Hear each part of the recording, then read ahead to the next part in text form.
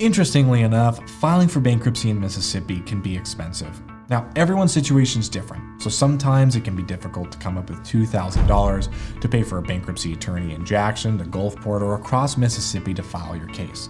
And so if you probably already noticed from today's title, I'm actually going to be going through the 10 different steps that you may need to take so you can file Chapter 7 bankruptcy in Mississippi without using an attorney at all. So let's get right into it. Welcome to the Ascend Finance YouTube channel, where we cover Chapter 7 bankruptcy and ultimately help you understand the costs, pros and cons, and ultimately get out of debt cheaper and easier and faster by being the most informed that you can be. Now, to personalize this whole video to your situation, I'm actually going to link a bankruptcy filing software in the description for you. It was built for Mississippi residents and for those in all 50 states who are maybe trying to afford an attorney, but it's hard to do that, but you're still kind of looking for some sort of step-by-step guidance on filing their own bankruptcy. Now, the software can actually automatically pull your creditor information and upload that information to the forms, which should be a big time saver, and it can also provide the specific courthouse in Mississippi that may be handling your case.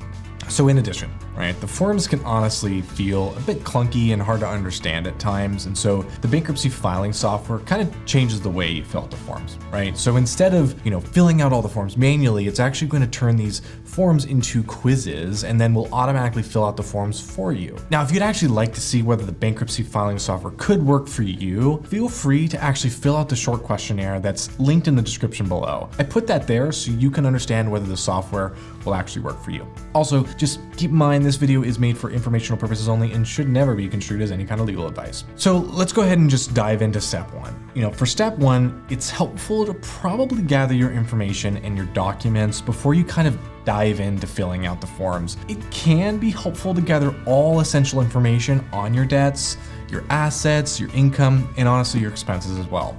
Now, to help with that, you can either grab some free copies of your credit reports, and that way you have all your information in front of you and it didn't actually cost you any money to get that. You also may want to get documents related to your tax returns for the last 2 years, along with any kind of paperwork showing any kind of income, expenses, debts, and of course, your assets. Okay, for step 2, you're going to want to complete the Chapter 7 means test. So this test will ultimately help determine if you qualify for a Chapter 7 bankruptcy, meaning are you able to go through the process and then wipe away the unsecured debt. Now, step 3, you're going to complete your credit counseling course. So if you do end up passing the means test, you're most likely going to make the next move, which is completing your credit counseling course. This is the first of 2 courses that you may need to take before you file bankruptcy and potentially get your discharge. Okay, now step 4, it's time to actually fill out the forms. There are about, I think, 24 forms, but depending on your situation, the paperwork could stack up to honestly 70 or more pages. And you can actually find these forms on the official U.S. Courts website. Let me pause for just a moment and jump in. As I mentioned,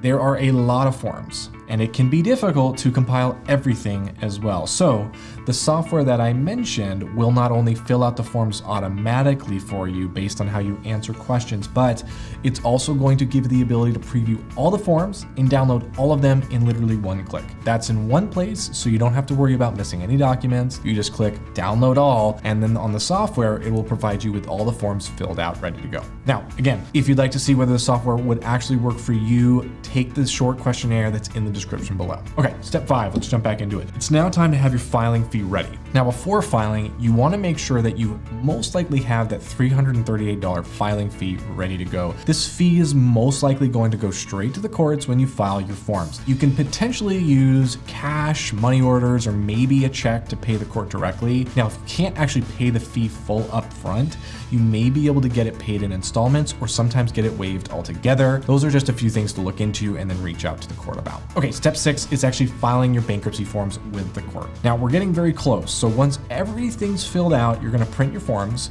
You just want to make sure to print on one side of the paper. You want to actually look to see if there's any errors, then sign in all the correct spots, and then you'll actually want to attach the copies of your income evidence that you found over the last 6 months. You're going to also attach your credit counseling certificate to prove you went through that, and then your application to waive or pay the filing fee in installments if that's applicable to you. Now, step 7, you're going to want to mail the required documents to the Chapter 7 trustee. You're going to keep an eye on your mailbox. Open all the mail you get from the trustee, the bankruptcy, or any kind of creditors. That way you don't miss anything that could potentially lead to your case being dismissed. Okay, step 8 is completing your debtor education course. So now that I've kind of chatted about the credit counseling course, you're actually going to want to also take the debtor education course. It's often offered by the same company, so you kind of want to get that taken care of and then file your certificate with the court as well. Okay, step 9 is the 341 first meeting of creditors. So about 30-ish to 45 days after you've actually filed, you'll have the first meeting of creditors. Here, the trustee will ask you some questions under oath about your case, but don't worry too much. These questions will honestly be based on your information that you've already provided in your forms, so it should be okay. Now, step 10, your car loans or any other secured debts. So secured debts like car loans aren't necessarily actually going to be discharged in a bankruptcy. So you'll want to either keep making payments, potentially surrender it, or do something else entirely. But if you do want to keep the car, there's one way about doing that, and that's typically reaffirming the loan. This basically means that the loan stays active outside of the bankruptcy, that you can keep paying on it. Now, of course, if you default on that later, then the lender can potentially repossess the car, but that's essentially what a reaffirmation means. Okay, well, thank you guys so much for sticking around until the end.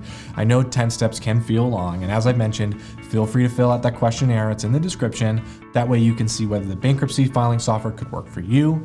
Thank you guys so much for watching, and I hope you have a great rest of your day.